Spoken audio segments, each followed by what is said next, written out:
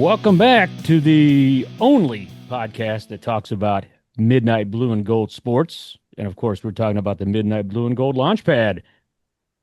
Rockets fans, buckle up. We got a great show for you. I'm Rocket Reinbrandt. I'm Dan Rocket Man Savage.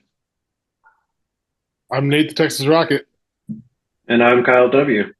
That's Kyle W. Smith, engineer, producer extraordinaire. I like the little tip of the cap without tipping the cap there. That was cool. Pat Gillick, a.k.a. PJ Spiller. He's got the Peter Brady voice-changing situation going on. He woke up hoarse this morning. Kind of matches his face. Hey-oh! Oh. Anyway, that just came to me. I don't know. It must be the Diet Mountain Dew I'm pounding right here. So anyway, guys, finally, after consternation and gnashing of teeth, we have a MAC football schedule this year. It took a while, probably because Sacramento State was added at the 11th hour, and that pushed everything back. But 7 home games, a winnable Big Ten road game. I don't know. I'm kind of excited. No, I like this schedule. Now, there's certain reasons not to like it, but as far as breaking in a new head coach and a new team, I think you get 7 home games. That's good. You get the best team from the MAC a year ago at your own place, so you get a revenge game at home. Hopefully, I don't know if that's going to be homecoming or not. I didn't see if it was Buffalo or Western. Yeah, So Buffalo is homecoming. Yep. Okay. So, I mean, 2 weeks after that, we still get a Saturday home game against Western. And then midweek action, I kind of called it when we talked about Sacramento State. We go out there for the first action game for them. So we're going to be in the national spotlight, and then we get to play Bowling Green in front of the national spotlight as well. What are your guys' initial thoughts on the whole schedule? Overall, I expect the away schedule to be much better for the record this year than it was last year, based on who we have on the road. Yeah, good point. I wasn't really surprised that, I mean, we shouldn't have been, because ESPN was so generous and thoughtful enough to give us back-to-back Bowling Green games on a Saturday. They said 2 out of every 4 years. We spent those 2. Now it's back to action, which, I mean, Dan, I know we've talked about this. You and I kind of go back and forth on it, and I get it. It gives you something to look forward to during the week.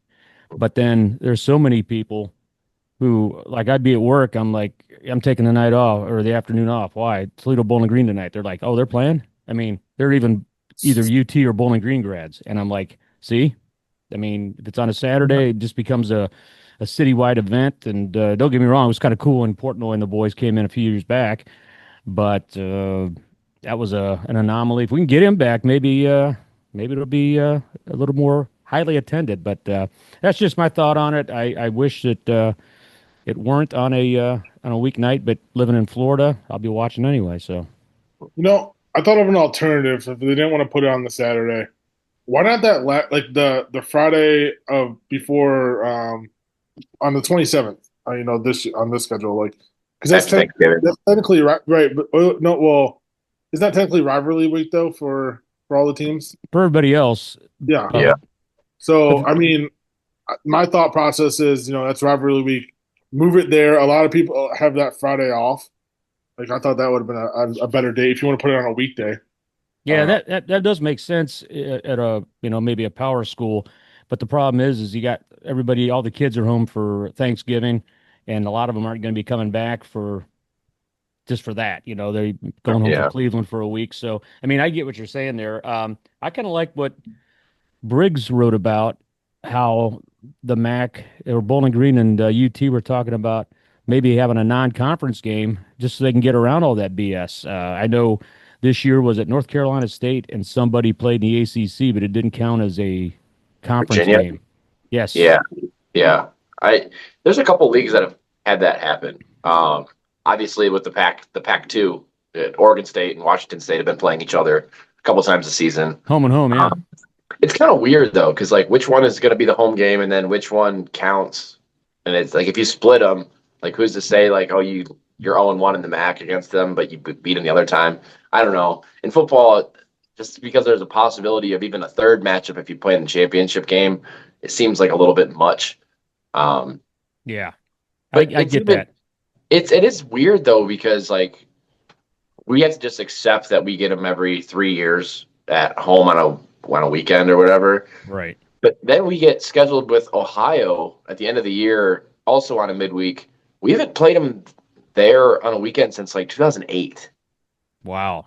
So like that's another team that's just so it's so strange that like I've never been to Athens, and the reason I've never been to Athens is because we've never played them on a weekend since I've been like an adult there. Well, And that's Black Friday, so hopefully you don't have any work to do that day. yeah, but it's still like Thanksgiving weekend, and Yeah. I don't know. It's just a tough.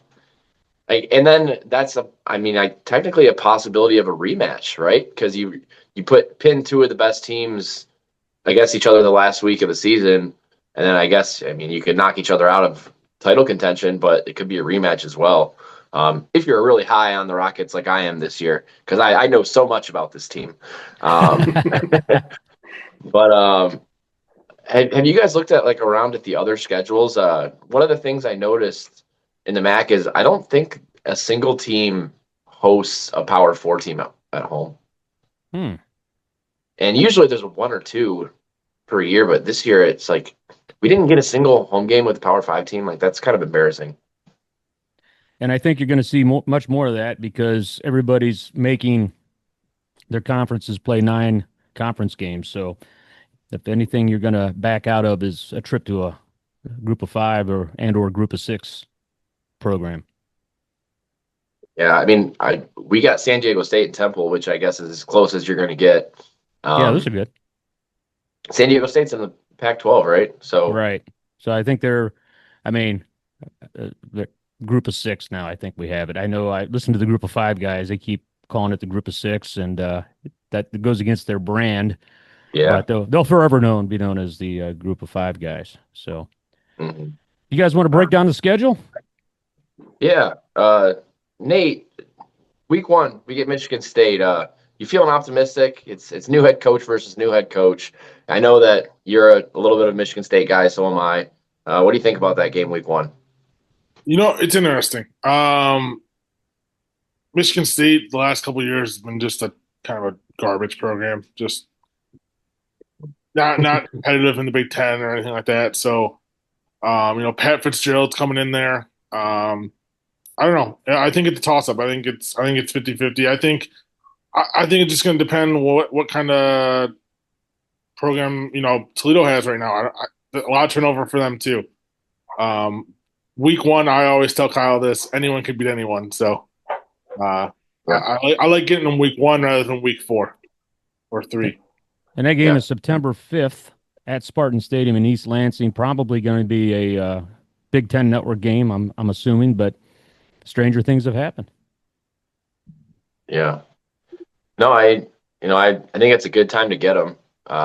Hopefully they don't have any scouts at our spring game because that's the only way that they're going to know what we're going to run either. I mean, unless we're just basically Mercer.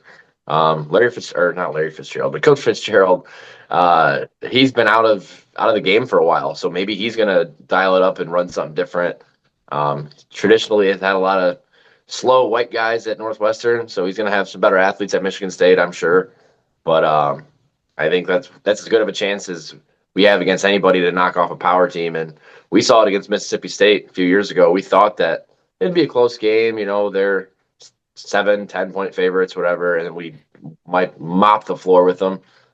We definitely have a chance to do that if we're all that the hype seems to be around the Toledo Zockets. If you're a defensive minded Toledo fan, Number 0 this year, uh-huh. Andrew Zock. And then we come home and we get Central Connecticut State. Like those games traditionally for Toledo have been blowouts. I'm wondering without Brian Blair if we're going to keep the biggest party in Toledo going. You would think. I mean, it was a great build up over the last couple of years. There's a lot of hype going on, and I can't see why we wouldn't. But who knows if they have a new athletic director in by that point? I'm assuming they will. Yeah. So yeah, it'd be interesting. Central Connecticut State is in the Northeast Conference. Of course, was that Tim Allen's first year a couple of years back? Is that 3, 4 years ago?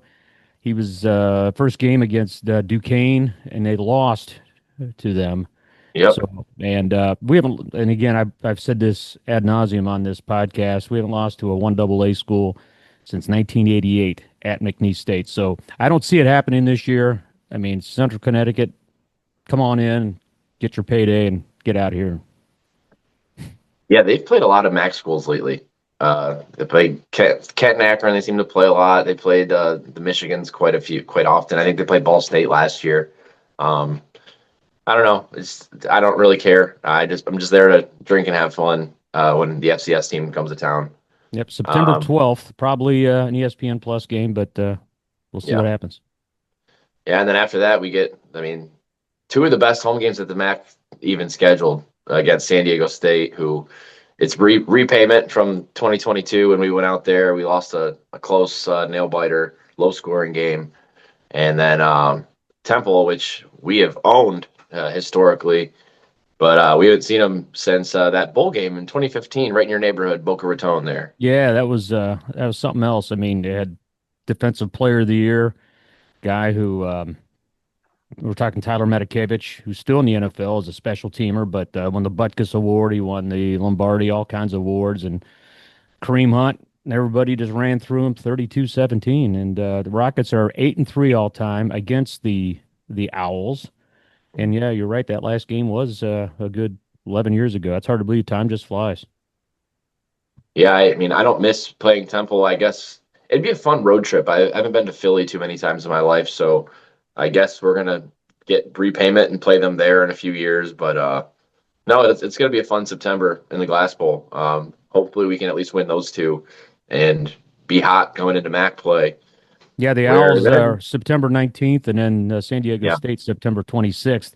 Yeah, cool thing about that San Diego State, my daughters, were out in Phoenix, so I flew out and we drove to San Diego and watched the game. And beautiful stadium. I mean, just incredible. Of course, the temperature was just awesome, and we just came out on the short end of the stick. And Fred Dreyer, who played in a TV show in the '80s called Hunter, he played for the LA Rams, but anyway, they honored him before the game. He came out and gave a little wave, so that was just a little tidbit there. And I met a guy named Carlos Aldretti who's become Facebook friends with me. He said he's coming to the Glass Bowl for the game. So if I'm not at this game, Carlos, if you're listening, stop by the bus, grab yourself a cold liquid libation, as Jim Heller would say.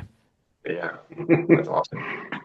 Yeah, Yeah, I think looking at the beginning of the schedule, if I'm Jacobs, what an opportunity. Your first away game against Michigan State is a winnable game. You get the boys prepared. Anybody can win week one. It could happen. And then 3 home games on Saturday with probably nice weather. I mean, as a Toledo fan, obviously East Lansing's not a bad drive to go up there and support the Rockets, and then 3 home games after that. Pretty good start of the year. Heck yeah. yeah, I'm kind of curious. A couple of years ago, we had the 3 Saturday home games also, and there was a little bit of fatigue by the last home game in that stretch. I think it was Western Michigan. Um, I hopefully everybody's just so invigorated and excited about the season that they're going to buy season tickets and they're going to go to every game. But I am curious if we get like kind of a lull for homecoming because we've had so many home games in a row at the end of September. I'm also curious to see if San Diego State's going to travel well. I imagine they have a decent sized fan base. It's always cool when like teams from not around here get to come to see the Glass Bowl and see the spectacle that it is. As after all, like Fresno and Boise, they traveled pretty well and they've been here in the past. So I just don't know how big they are nationally compared to regionally there in San Diego. I mean, you think too, it's the only team in town now. I mean, they got the Padres. Yeah, it's And true. a lot of them said, "Screw you, Chargers," when they went to LA. So that's their football team. So hopefully they come and we show them a good time, but not too good of a time, if you know what I'm saying. That's a good point, Rocket Ryan. Anything. And, Thanks, buddy. and then we open up with some road trips that we haven't had very recently. Like we were so used to going to Muncie every other year, and then Ypsilanti every other year, and now it just feels like a monkey wrench has been thrown into our schedule. But this year we're back to Ipsy and Muncie, the two of the most fun environments for me. Even though they're bad home environments for those teams, they're great environments for Toledo fans. So, what do you guys think as the MAC schedule gets opened and we head on the road for a little bit, but we're playing teams that shouldn't be that good? I mean, I think it's a pretty good draw. I mean, I think one favorable thing definitely is we don't have a back-to-back road games. We are it's either it's away, away, home, away, and then two home and then away. So no back-to-back road games, I think, is big. Yeah. That definitely helps. Ball State, they've always been kind of a thorn in our side down at Muncie. We're 28-21 all time against them, which is incredible for a team that's not typically that strong. But like I said, they always seem to be a thorn on our side, and who knows what they're going to be like this year. Yeah, I imagine we're still going to be better than them. They're going to be under year two of a head coach, so I don't know. We kind of shut them down at home this year. Their offense was just ran through. Kyle Kelly, who's now gone after his 5 years there, and I don't know. It's going to be just an exciting time on the road. Close games. I can't wait. And then homecoming. Buffalo. That's been a good team. That's year two of Pete Lembo last year. They were pretty good. We're kind of lucky that we missed them on the schedule, to be honest. At the hindsight, maybe would have helped to have another tiebreaker there because somehow fucking Miami ended up in the championship game. But we get them at home, so that's a revenge spot. I don't know.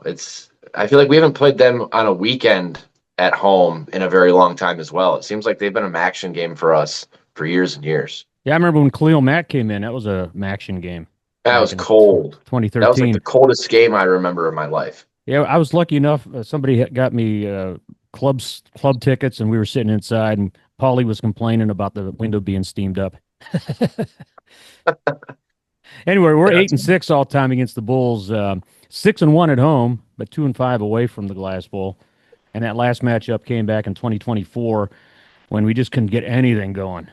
30-15 loss over there in Buffalo. So the Battle of Lake Erie, they should call this. We should have a rivalry game for this. yeah, they should. I mean, we're also the two only real metros in the MAC as well. Well, I guess Right. Sacramento now, but yeah, this battle of big cities in the 1900s. I guess I don't know. Yeah. And then we ping pong there. We go to Eastern Michigan. We come back and we get Western Michigan at home. And this is probably circled on the schedule if there's anybody on our team that was played on the team last year. Oh, Western's going to be very, very good. Have you guys checked out their schedule? Because it's pretty brutal. They get like Boise State and Michigan. They're going to be beat up, I feel like, by the time they get to late October. I've not seen their schedule, but I'm looking it up right now. So talk amongst yourselves. Yeah, that's kind of a good little segue too into the rest of the conference. I like that the MAC put out that graphic that has every team and who they play every week. There's some interesting, I feel like Pac-12 love with there's UNLV games, there's Boise State games, like we said, San Diego State, San Jose State in the MAC. Like, are we kind of doing a Sun Belt challenge with them? It kind of feels like that for football, but there's not a lot of good home games, and Boise goes to Western Michigan, so there's going to be some Bronco on Bronco action. Yeah. I think that's a genre, isn't it? Yeah. Anyway, yeah, that should be a good one. It's nice to have it at Waldo Stadium. I'm sorry, Stafford Smith Field at Waldo Stadium. They're now calling it go. for some reason. But anyway, yeah. So like you mentioned, Dan, there's no P4 team coming to a MAC or a MAC school this year, but Boise State's probably the closest thing to it as they played in the first ever college football playoff. Yeah, and hell, that's a great game. If the MAC needs to win that if we want to put ourselves on the map as far as a team that could make a power or make the playoff or whatever. I think you got to have winnable Power 5 games where you can, separate yourself and say you have a big win, but also manageable enough where you don't lose.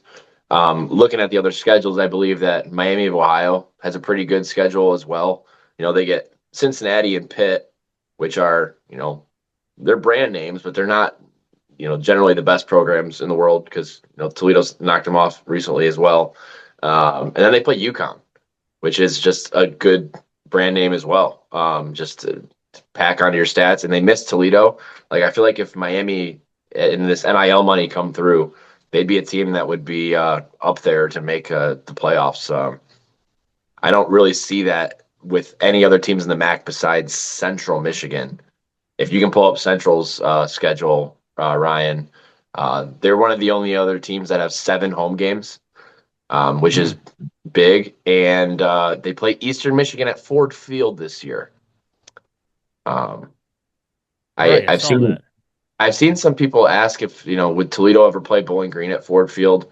What do you guys think? Do you guys have an answer? Like, what do you think would a neutral game against BG there would be like? I think it would suck. I mean, you got to have the home environment and everything like that. Unless it's a action game and it's freezing cold outside. That's about the only way this old man would be excited about it. That's what I was going to say. It is a Maxion game, Wednesday, November 4th. I mean, you you know, Michigan, to bring up Michigan State again, Michigan State has done that in the last 2 years, the last week of the season. And last year, I believe, was versus Maryland. And I mean, it looked like a pretty decent turnout on TV. I don't know what the exact attendance was, but I don't know. Maybe I don't know. You sometimes watch those Maxion games, and not necessarily for Toledo, but sometimes those stands are empty for some of the other schools. So maybe Mhm. they'll get, especially being in Detroit. You won't just get necessarily maybe fans of just the teams. You might get other the football fans there that are like, oh, it's indoors. I'll go see that. You know what I mean? When Right. is that Eastern Central game? Uh, November Do you know? 4th. and Wednesday, November 4th. Okay. I mean, if that was slated to be like a central home game, I would jump on that if I'm Eastern. I don't want to go up to Mount Pleasant in November. Rather play indoors and then it's That's closer. true. True. So, No, hey, Dan, you I asked. think it's Sorry, go going to ahead. be a series. So they're going to go there for a couple years in a row. So each will get a home game there. But Yeah. sorry. So, Dan, you asked about the Central Michigan schedule. They go to New Mexico. They're home against Colgate. They have Wyoming at home, and they go to Miami, Florida. So that's a pretty tough non-conference schedule minus Colgate, but it'd be winnable as well, and except for Yeah. Miami. Yeah. And I think it's just advantageous that they don't get Toledo. It's just one of those schedules that you're looking at. It's like, okay, you could be one loss or no loss, or probably one loss, and find your way at the end of the season. Just like last year, there wasn't a lot of options to go into the playoffs from the group of 5. So you never know. I'm always keeping an eye on those schedules to see it. Just like ours, I think ours is pretty advantageous as well. I'm just not that optimistic until I see the spring game, how good we're going to be this year. So you got Western Michigan to wind up the Saturday games, and then a trip to Sacramento State. And I don't know if anybody else saw this, but it appears that they're going to try to have Sacramento State games start at 5 o'clock their time. From what I've seen, that's that way. It's an 8 o'clock start here on the East Coast. Yeah, I I don't mind that. Yeah, I Yeah, think this first year going to Sacramento State is a huge advantage, especially in November. I would take that as a player any day. right. It's going to be a lot nicer there for sure. Speaking of Sacramento State, we did have some fan mail this last week, and I think it was sparked off of what Dan posted on our Twitter on, just a shout out to see what you thought of the schedule. So Stockton Rocket messaged in, and he lives out in California and said he has November 4th circled on his calendar. No frigid November night. Plus, like Rocket Ryan said, it'll be a 4 or 5 o'clock kickoff. Yeah, that's got to be a fun trip for the boys. You get to go out to California and evade what's starting to be pretty cold up here in Northwest Ohio, I'm sure. And you're playing a team that really doesn't have an FBS roster. Um, I mean, they do, but it's not going to be. They're not going to be that good. And it's funny too that technically it's not their first, profile game because they play week 0 against Eastern Michigan.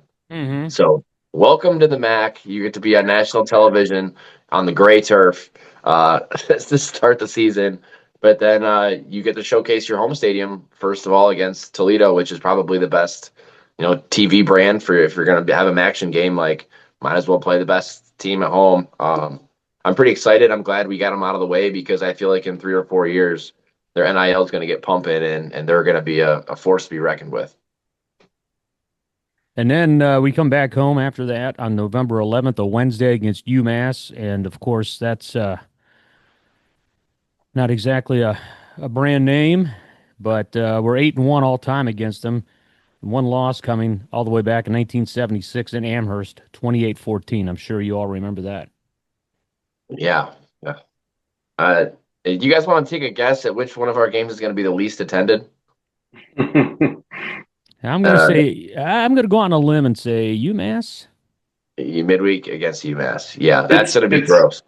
it's weird to say this this late in the season with the schedule, but honestly, the way UMass has been since joining the MAC, it's almost like a tune-up game for the next home game against Bowling Green. I don't Right, hate that on the schedule. right.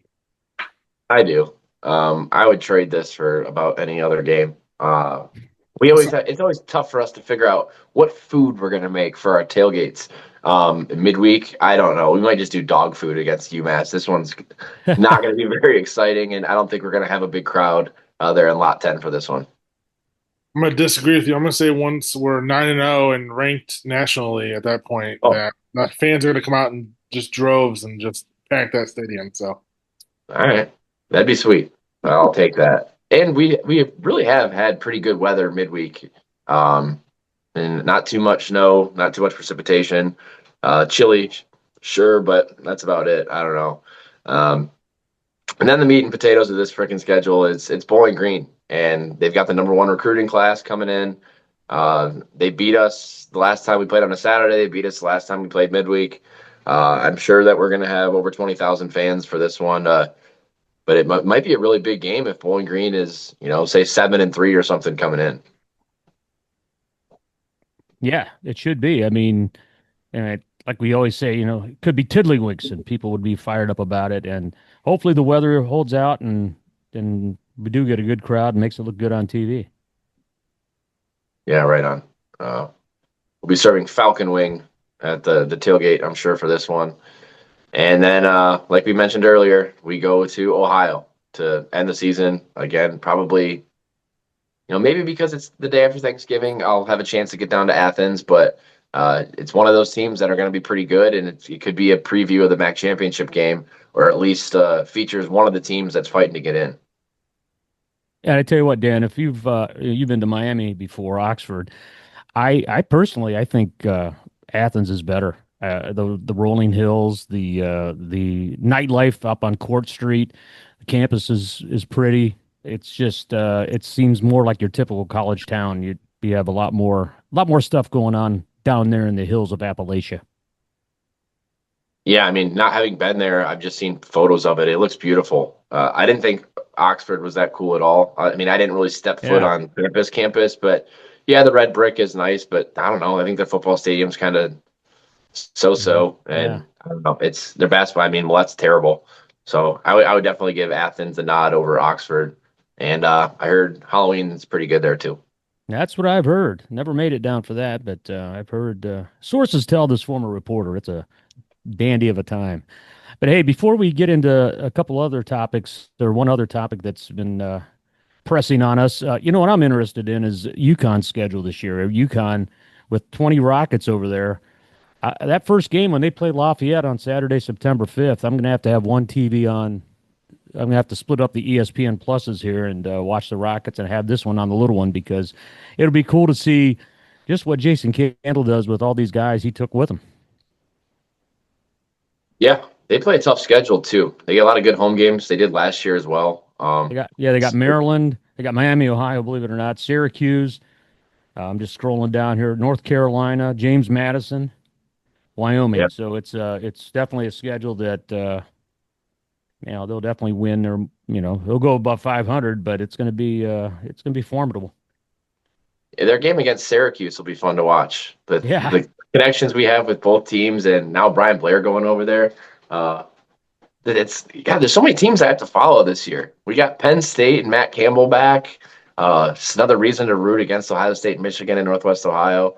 And even Iowa State still has Toledo ties. Braden Halls went out there, and I don't know. It's just going to be a fun football season.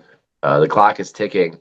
Um, you know, Nate and Kyle, is there anything else that you noticed when you were looking across the other schedules in the MAC?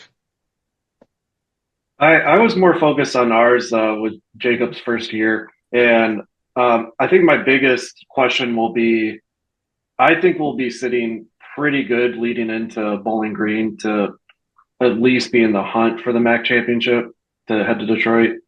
But we always saw with Candle's team, we always questioned those last few weeks on like, are we going to sleep through this or are we ready to go? And wondering how Jacob's going to have the team position. Yeah, I Yeah, mean, good.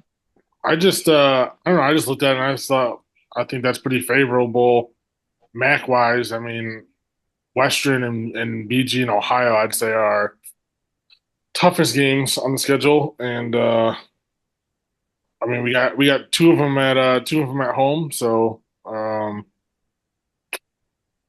excited to see what we can do. I think Yeah. a lot of questions going into the year, but I'm ready to see what we can do on the field. Well, guys, I have 12 minutes until I have to get my laundry out of the dryer, and I think I told you about the 55 plus community I live in. If you don't have your stuff out of there in 12 minutes, they're going to be rioting, hell raising, all kinds of stuff. So let's talk one last topic, and that is the topic of Leroy Blyden Jr., who right after the MAC championship game said he's coming back to Toledo. Well, we found out yesterday that may not be the case. You can't blame the kid. I'm more ticked off that Briggs wrote the article because we knew it. The portal wasn't going to open until the weekend of the Elite Eight, and just give it a couple weeks. And if someone flashes the check with millions of dollars in front of your face, like you're going to take it. I Yeah, no, he's just I in the think portal, but the biggest thing that kind of upset some fans was, he was high in emotions after that MAC championship game. Freshman, young guy, you're going to want to say like, we almost got it. I'll be back. We'll get it. And then, reality kind of sets in, your adrenaline wears off, and then you start thinking, well, there's a lot of money out there. I don't blame him one bit. no. I, And he technically could come back. He could. But there's a this guy there's a was one of the best 1% chance. freshmen in America. And he's what, 5'11"? He says he's 6'1". He's not. I, He's I maybe would 5'9". He's pretty short. I would say personally, you had coverage leading up to March Madness, and I think it was like the week of the MAC championship. You started seeing his name bouncing around on ESPN, and some of the talking heads started comparing him to like Boozer and a few other top guys with some of his stats. I'm like, there's no way he's staying. No. And he's an absolute dog, but he's not going to have an NBA career, I wouldn't think. I think he's too small to play point guard at the next level. So More, might as well make yeah, your money here. yeah, more of the reasons if you can get paid now, do it. Yeah. That's going pros is never guaranteed. So No, did you guys see anything else about the portal? I heard that Prater, our 7-footer from Colorado, is in the portal, and I don't know. I don't know how much validity there is in that, but I'm just kind of curious to how much of this core we're going to bring back now. Also, a possibility of Sean Craig getting another year of eligibility, which would be huge for this team that doesn't really have a 4, unless you're going to play with Owinga with Parks. I don't know. that's another name I'm curious to see if we see enter the portal as Parks. I think he had a good amount of film this year to show that he's got a lot of talent where he's at. He moves well for a big guy. I mean, he could move if he wanted to. And what about Yeah. Sonny Wilson? What's going on with Yeah, him? I have heard some rumblings of Sonny Wilson. Him and Blyden share the same agent, and there's some rumblings that he might be looking to leave as well. And that doesn't surprise me. I'm surprised he stayed this year, to be honest with you. Yeah, there must have been a riff because, him and Javon Simmons were good buddies, and Simmons took his talents to Ohio, and Sonny stayed, and he trusted Todd Kowalczyk. And this year there was, a lot of close games we didn't come out on top with, but he got us to the championship, and he does seem like he loves Toledo. I hope he stays, but we all watched that Michigan State game. There was words with Tom Izzo, and I think he had 25 or 26 points against them. When he's on, that floater is lethal. Sonny is a potential all MAC player of the year type of guy when he plays well. But kind of sadly for him, if he doesn't stick around, he did not have his best game in the championship game. I would say that was one of his lesser performances of the season. So that would suck and sting if that was his last game as a Rocket. Right. This is on Twitter, so I can say his name and everything.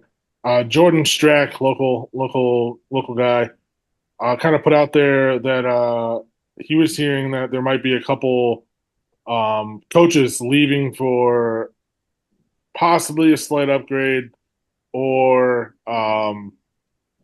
even kind of more of like a lateral moves from the MAC. And also was saying that there could be some bigger MAC players that are also leaving. So kind of a weird spot for the MAC maybe next year. I don't know. Yeah, and I think the key point in that is the lateral move.